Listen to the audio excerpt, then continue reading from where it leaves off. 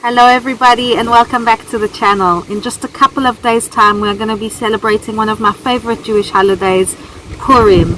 Now we'll give you a bit of a backstory, a quick, shorter version of the story. Why are we celebrating? Very long story short, in the 4th century BCE, ancient Persian Empire, King Ahasuerus ruled over, and his sidekick, his right-hand man, Haman, sent an evil decree on the 13th of Adar. He's going to annihilate, to kill every Jewish person. Mordechai, who was the leader of the Jewish people at the time, contacted his niece or his cousin, Esther, who was Jewish and who was the queen at that time. Wow, what a miracle that she was chosen to be queen.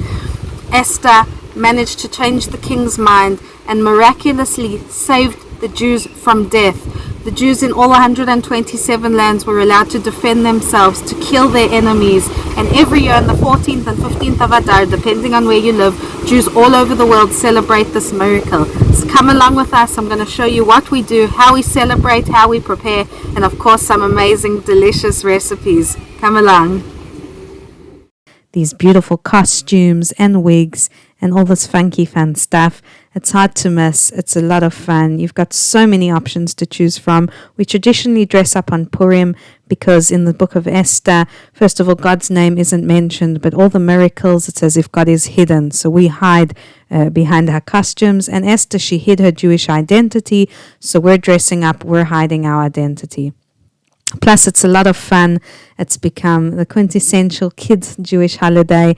Everybody, kids, adults, have lots of fun, and it's really great to get into the Purim spirit.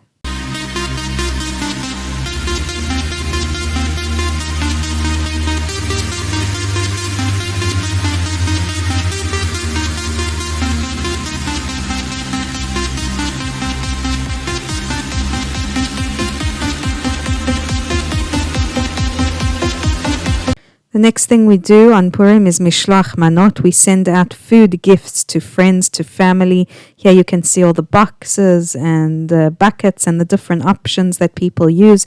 People get super creative, get really decorative and fun. I'm very practical. I choose one of these. I use that and change it up a bit every year. But you can see here people really have a lot of fun with it. And this is for the Mishloach Manot. Of course, we're going shopping.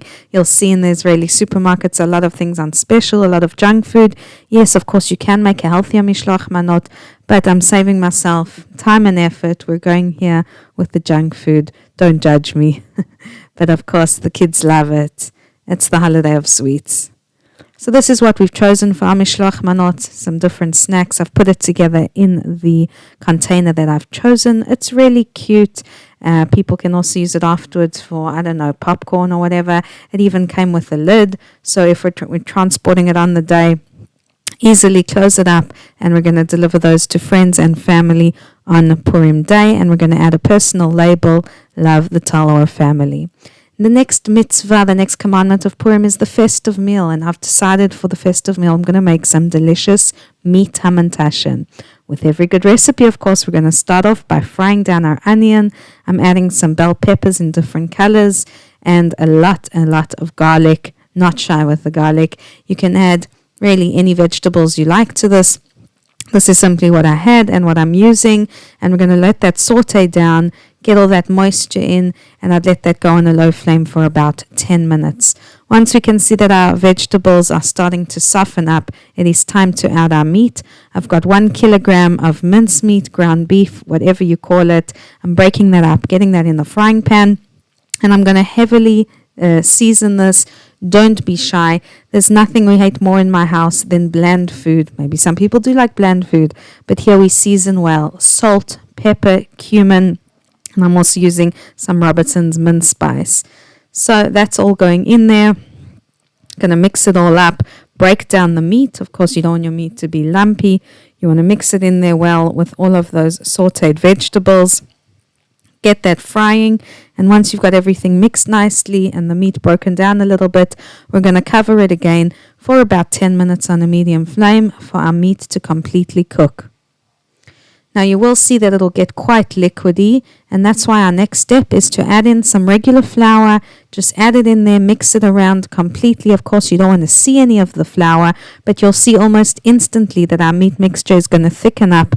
And of course, that's what we want, a nice thick, so almost dry mixture to go into our puff pastry.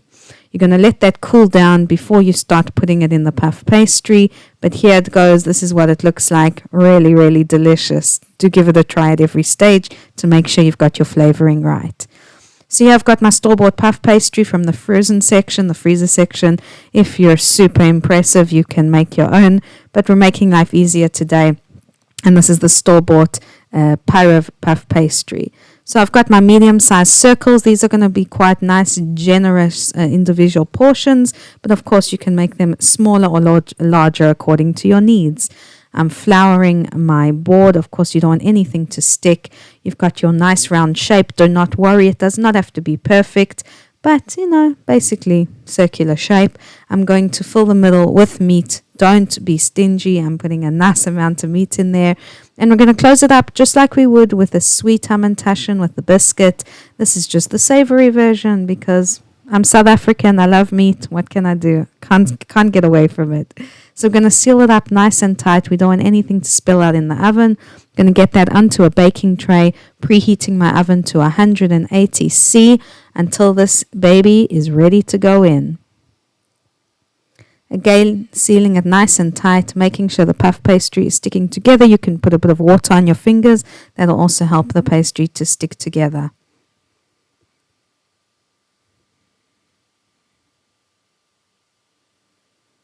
Now we're going to take an egg wash and make sure to generously egg wash all sides.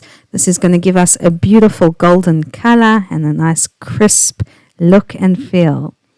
So once this is all nice and egg washed, I'm going to decorate with sesame seeds. Of course, use whatever you want, poppy, sesame, bagel seasoning, really whatever you have. And this is what I'm going with. 180 C oven for about 20 to 30 minutes. And look at these results. It looks like it could be, fresh from the bakery. It is absolutely delicious, filled with that delicious meaty goodness and ready for our Purim festive meal.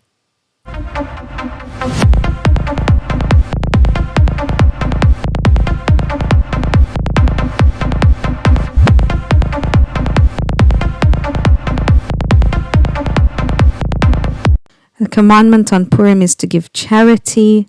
Okay, that's very important. And of course, to read the book of Esther, to read the story. We read it twice on Purim, once in the evening, once in the day, in any language you understand. I recommend everyone read it. It's a fascinating story. Last but not least, my kids coming home every day this month, all dressed, all ready to go. We're all really excited for Purim. So I'm giving you all a sneak peek into my Purim costume. Like we learned, we have 4 mitzvot, 4 commandments that we do on the actual day of Purim. Number 1, Mishloach Manot. We give food gifts to our friends, to our family, promoting brotherliness amongst us.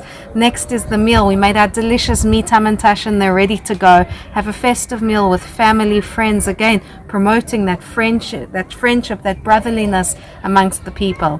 Charity. This is such an important tenet of Judaism, but in general, and of course especially on Purim Day, we need to remember that there are those less fortunate and to give from what we have to those in need. And the last thing is hearing the Megillah, the story, the book of Esther, and sitting, understanding how incredible and how miraculous the story is, and the Jews were saved. And we celebrate, we eat, we drink, we're merry. I hope everyone enjoyed this video. Let me know in the comments, where are you in the world? How are you going to be celebrating Purim? Wishing everyone a happy, fun, safe, and most importantly, meaningful Purim. Purim Sameach. Happy Purim.